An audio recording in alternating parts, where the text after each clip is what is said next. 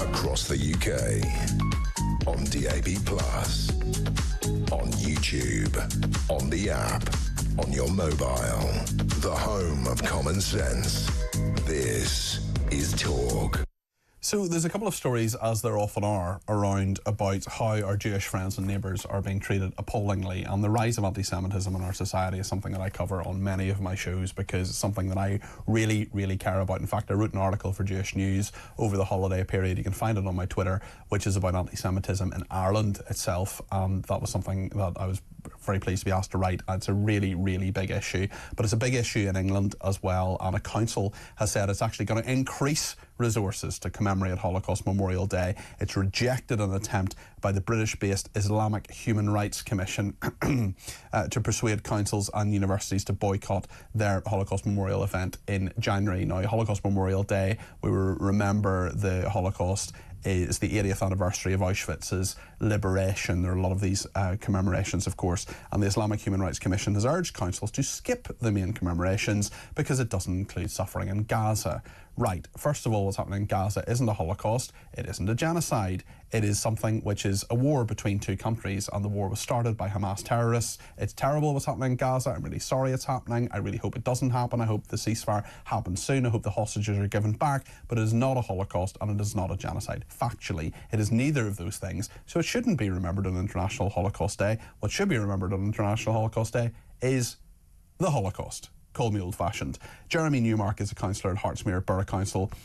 Jeremy, you're increasing the funding for this. Well done, basically. That's all I want to say. I don't even really have a question. Just talk us through this. Well, look, we received this letter just before Christmas from the Islamic Human Rights Commission. And what a preposterous name. Absolutely.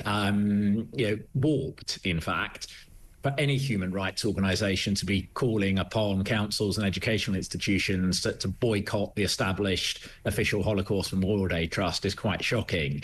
And it was my view as leader of the council of an area that covers one of the largest Jewish communities in the UK and has a thriving and growing Muslim community, that actually what this letter was trying to do was ride roughshod through the positive community relations that we have managed to not only sustain but actually galvanize since the terrible events sparked by the Hamas terror attacks in southern Israel on October the 7th, 2023.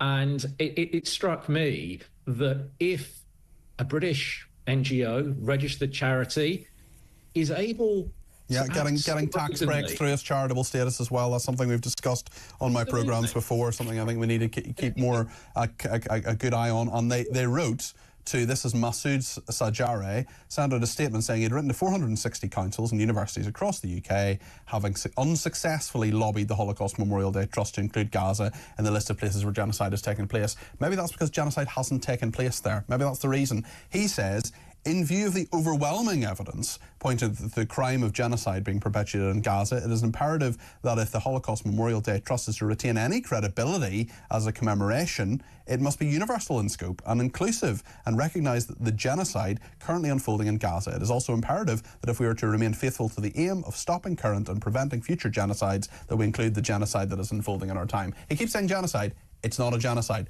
That's not the point. The point is to remember the Holocaust and what happened in the Second World War.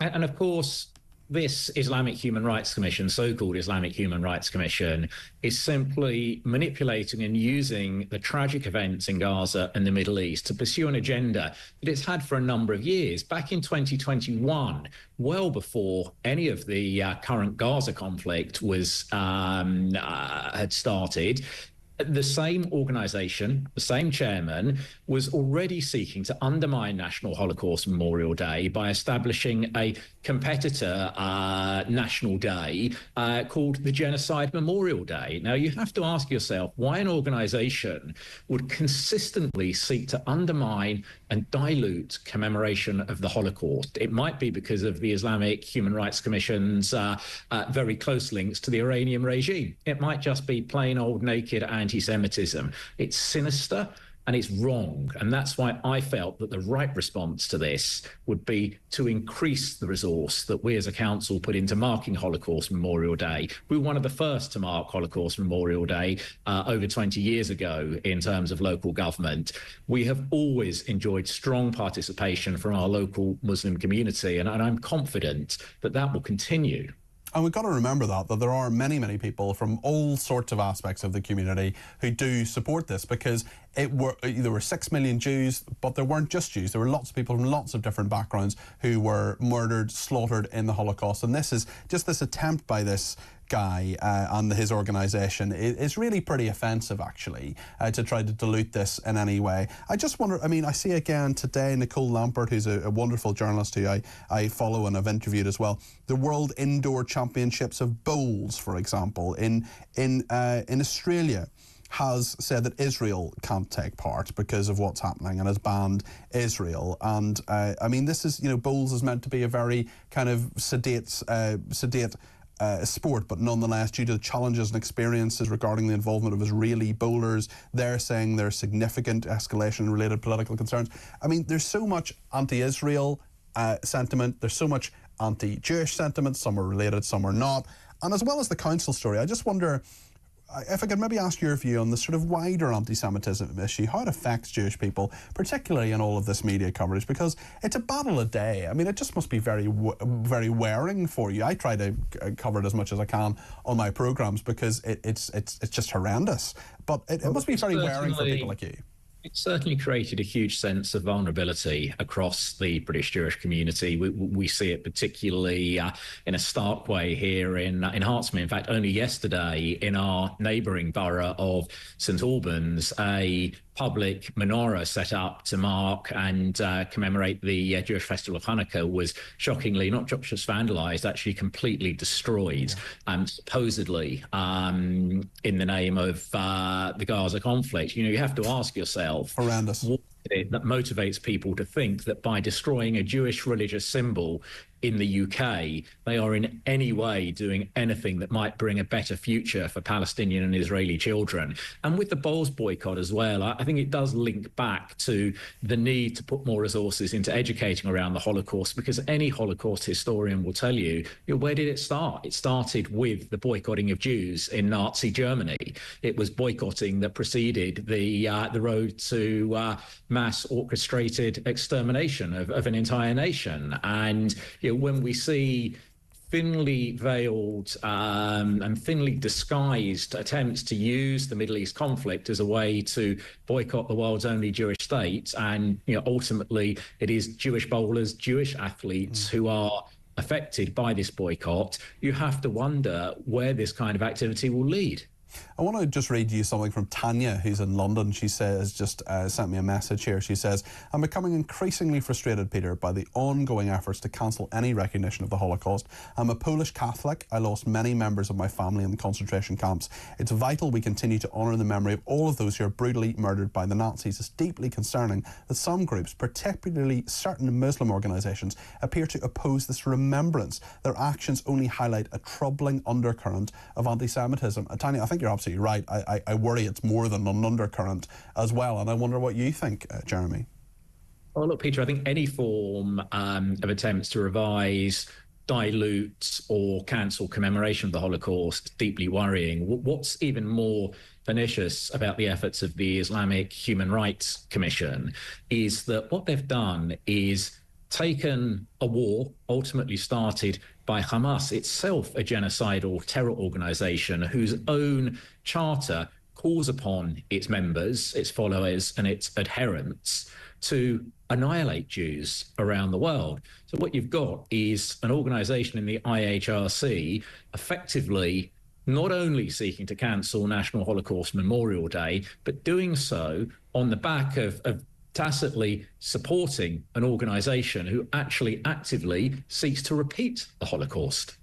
I'm sure they would deny that they support Hamas, but listen, I think there are many questions that can be asked of the IHRC. We have read out their statement there, I should say. Just in regard to the menorah there that you mentioned, the very public menorah, the candles that are lit, and the symbol of that, of course, it is Hanukkah at the moment in St Albans. Will that be rebuilt, re-put up, or maybe it has been already? Just what's the latest on that, Jeremy, from what you've seen? I believe that a temporary replacement was brought in, and a larger celebration than was intended actually took place last night. Delighted. So I think, excellent. Just as we've doubled down on for Holocaust Memorial Day, the rabbi in Bricketwood in St Albans quite rightly doubled down on celebration of Hanukkah, and our response to all of this darkness, all of this racism, and all of this anti-Semitism, particularly at this time of year, should be one of spreading light, tolerance. Absolutely. What are you doing now that you weren't doing previously? You've put some more money into this. I mean, what are there sort of extra bits of things you're doing on Holocaust Memorial? Our plans are still being put together, but what we will be doing is using the increased resource to increase the involvement of school children in the event. Excellent. Because it's all about education, and the IHRC's position of absolute ignorance only resonates with anybody in the broader public because there isn't enough education about the Holocaust, and that's something that we'll be looking to address here locally by increasing the involvement of school children in the commemorations this year. Could you do me a favour, Jeremy? Well, actually, perhaps you could do two things for me, because one, I want you to come on again on other topics because you're a great communicator, but secondly, I wonder, you talk about education, you talk about spreading the word. I wonder, I think there are lots of people who know what Christmas is. I don't think too many people don't know what Christmas is, but Hanukkah, for I think, what is it, the third time in 100 years has happened around the same time as Christmas, and the sort of 12 days of Christmas as well. Can you just tell us in a minute or so, just for people who might not know what Hanukkah is, what is Hanukkah? So Hanukkah is the Jewish festival of lights. It always falls in the winter time, darkens it as you have the dark evenings drawing in. It commemorates the victory of a small group of Jewish warriors known as the Maccabees over the Greek Empire at a time when the Greeks were in fact imposing what is the first recorded instance of state religious persecution against the Jews of the time.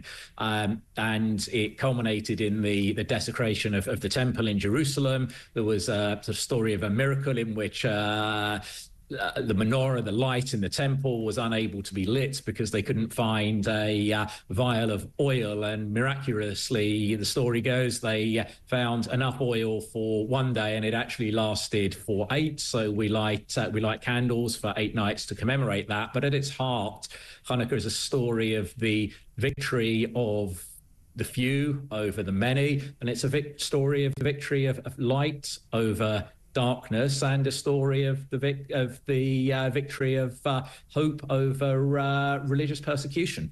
Well, there's something for us all to celebrate there. Thank you very, very much indeed to you, Jeremy. We'll definitely have you on again. Appreciate that. And just a reminder about Holocaust Memorial Day is that it's not just the Holocaust as in the Holocaust in regard to the Second World War, but it's also about commemorating more recent genocides, things like Cambodia, Rwanda, Bosnia, Darfur, the Yazidi genocide, actual genocides. And boycotting those events means that people are ignoring awful atrocities as well. So we need to remember that at all times. And thanks to Jeremy, who I think has given us a lot to think about there. I really appreciate that. We're going to think